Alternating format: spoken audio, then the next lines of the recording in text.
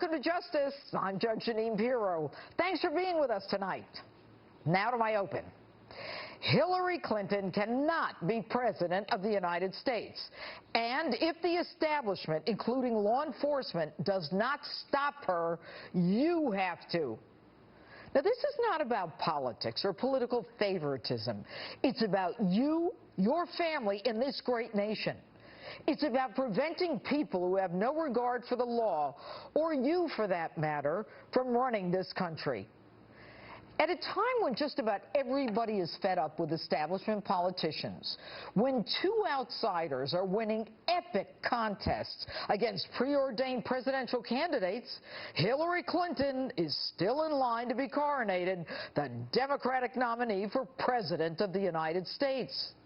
Now, how can the woman who is under criminal investigation, who knows she's under criminal investigation, but lies to your face saying that she's not, continue on her path to the White House?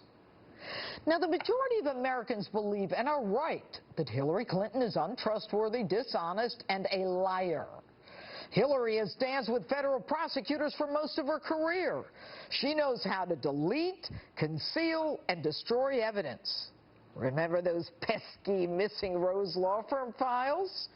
Not to mention 30,000 deleted emails deleted in a minute. She lies so much she doesn't know the difference between the truth and a lie, and like most liars, can't keep those stories straight. Example. This week, in response to Hillary's claim that the FBI was doing a security inquiry on her private homebrewed server, one, by the way, conducted reportedly by over 100 FBI agents, FBI Director Jim Comey says, security inquiry? I don't know that term. We investigate crimes. This is a law enforcement proceeding. I told you guys that 3 months ago.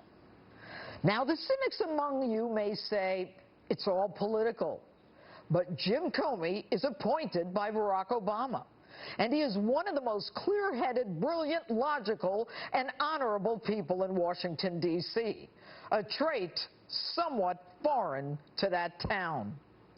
And don't give me that woman thing where, oh, it's time for a female president. Yeah, it is. But not her.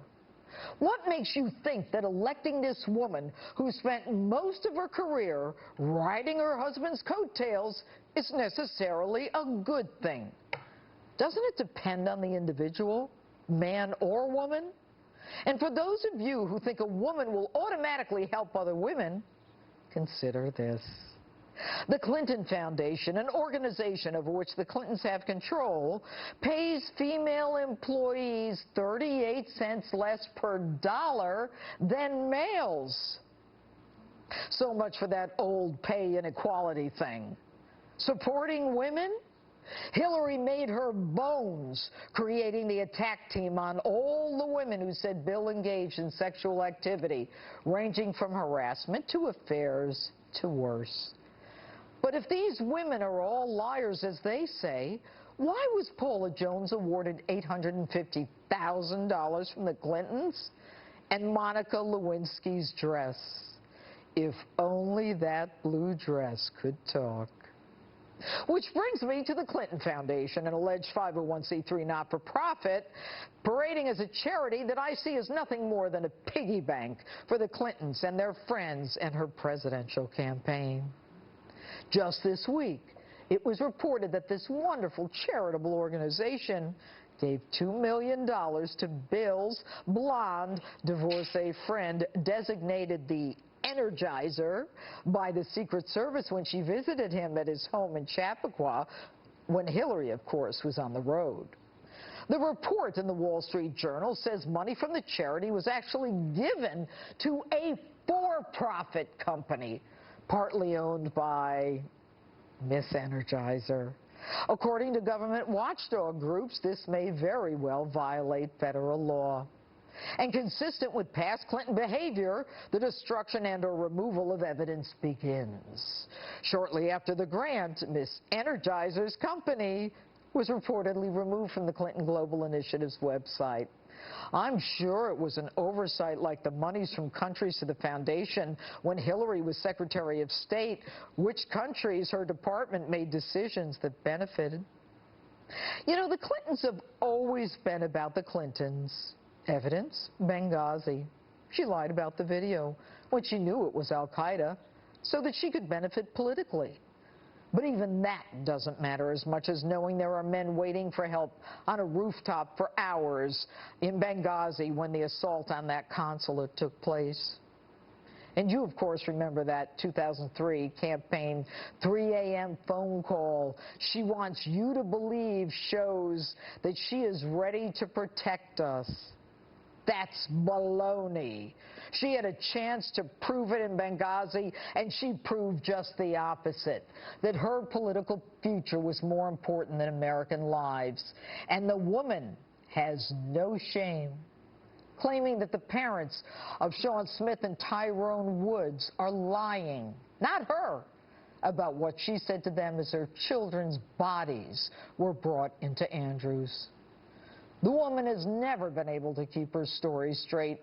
From one BlackBerry for convenience, and then there were 3.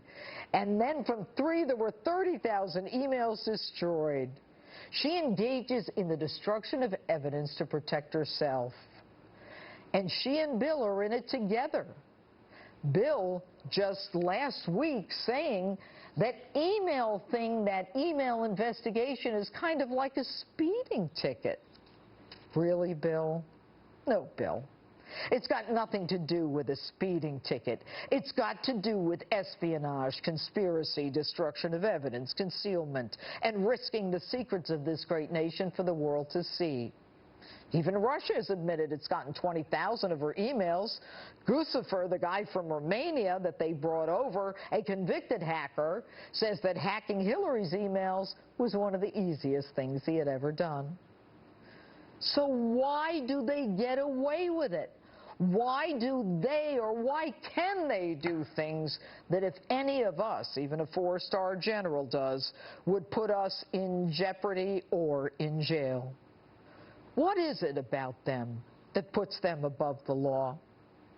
I submit it is the people that are indebted to them, the people for whom the Clintons have done favors, the people that she actually emailed on that server that might be in jeopardy for having received those emails and knowing there was classified information on her email, on that unsecured server, on that non-government website. The classic inside game is what the Clintons do. You know, for years, Americans have been working 2 and 3 jobs to support their families, and they've watched as Washington politicians elected to represent us walk into those hallowed chambers and proceed to line their pockets and their pensions and their campaign re-election coffers and walk out multimillionaires. And the Clintons are no different. In fact, they're among the worst. If the establishment is not willing to admit that no one is above the law and is not willing to garner justice, then ordinary Americans need to make sure that the scales of justice are level for all of us. And that means that Hillary cannot be president. And that's